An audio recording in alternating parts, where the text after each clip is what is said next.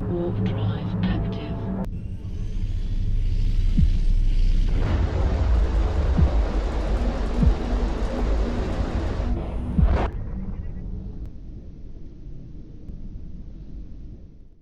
Hello and welcome to Sovereign RPG. I am Sovereign, and today we are going to go over all of the issues of the game so far now that we are coming up to about 2 weeks in, so we can let netties know some of the priorities. Please remember to like and sub if you haven't already to your one-stop shop to Eve Echo's content.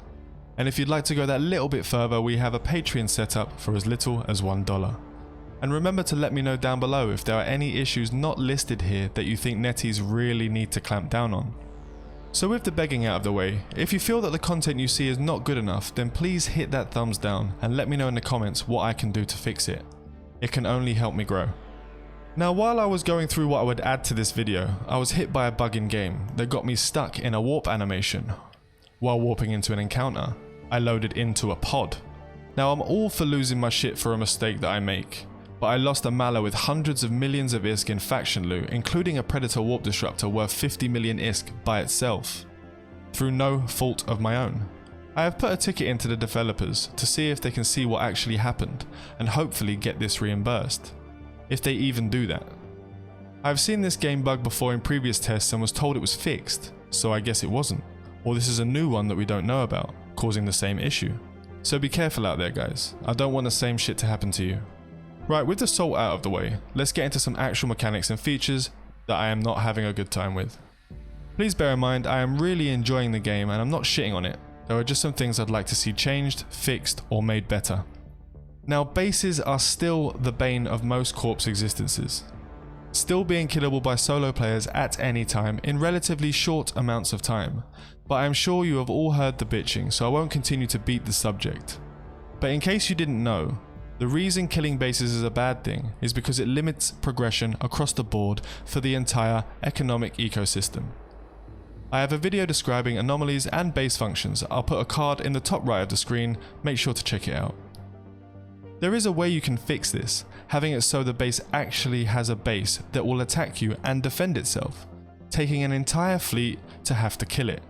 And to wipe the base you actually have to kill the base, like a Capsuleer's outpost, making it so you cannot actually do it solo, giving the base a significant difficulty level, especially if the base has a higher range than ships do.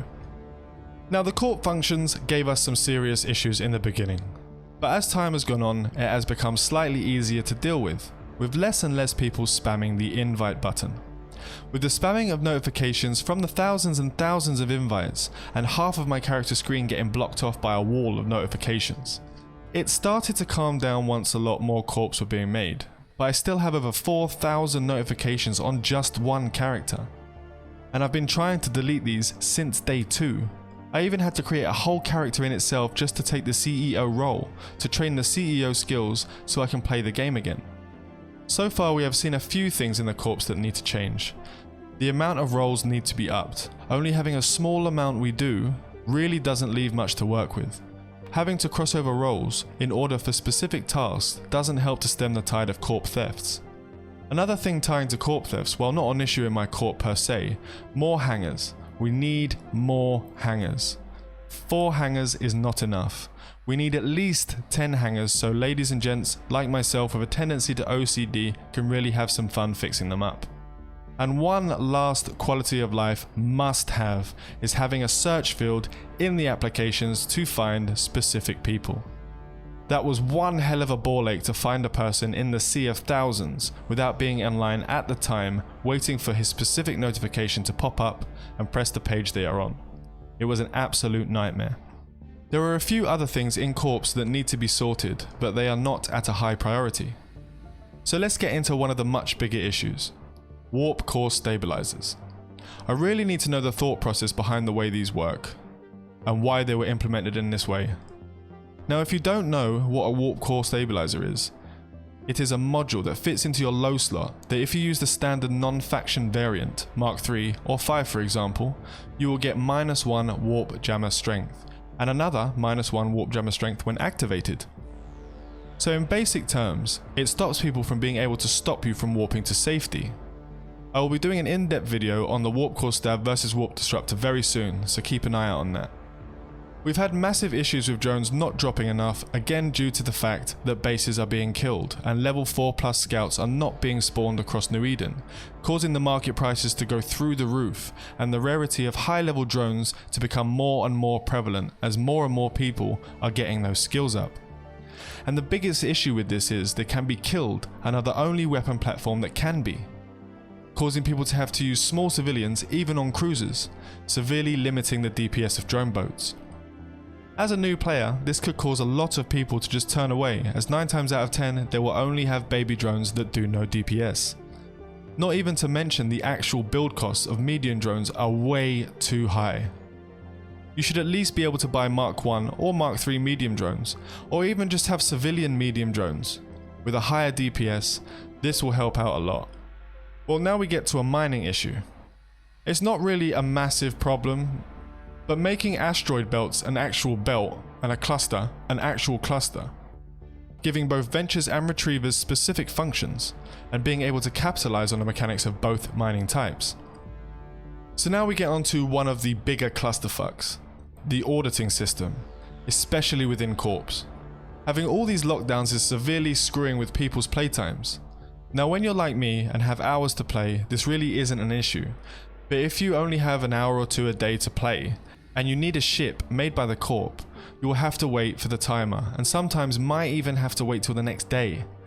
Not to mention system defenses, having to wait for an hour plus to take your ship to help defend, puts a little dampener on things.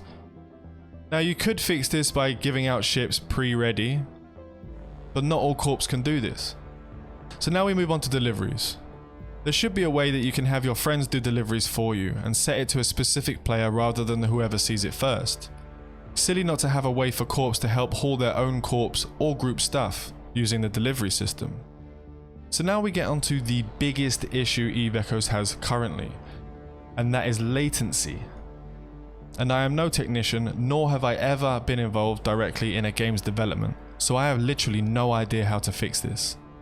The issues that arise from this is people being able to lock you before you even land out of warp, or vice versa, people being able to lock you before they land on grid, in your perspective.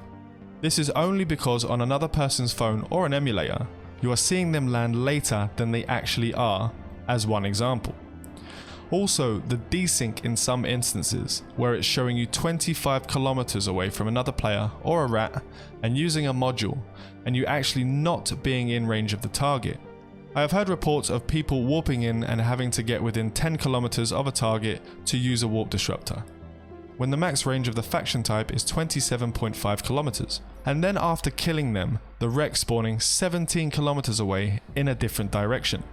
This can cause so many issues in PvP, and even with ratting, where I've seen from personal experience, rats spawning on screen 30 seconds after you actually being hit. This can cause so many unneeded explosions that can cause massive drops to the player base. This is definitely an issue, and definitely needs to be sorted out. Now I don't know how NetEase can fix this personally, maybe you can let me know down below. I am not even sure if any of my ideas to fix these problems are even doable, or if this is just the fact that we are on a mobile platform and these issues cannot be dealt with at all. Let's see how it goes and see if NetEase actually listens to us. Also, if there's any other glaring issues in the game that we need NetEase to know, please let me know down below in the comments. And remember that Echoes Talk, an Eve Echoes podcast, starts at 8 PM UTC every Saturday, where we have guests from all over the community coming together to voice their opinions on the game, to talk about events over the week with wars, drama and general states of the game itself, giving opinions on mechanics and features, both good and bad, and answering community questions throughout. Link for my Twitch will be down in the description. Remember to like, dislike, sub or shout at me if you haven't already for all of your Eve Echoes content. This is your one-stop shop to Eve Echoes. I am Sovereign, fly safe and avoid local chat scams.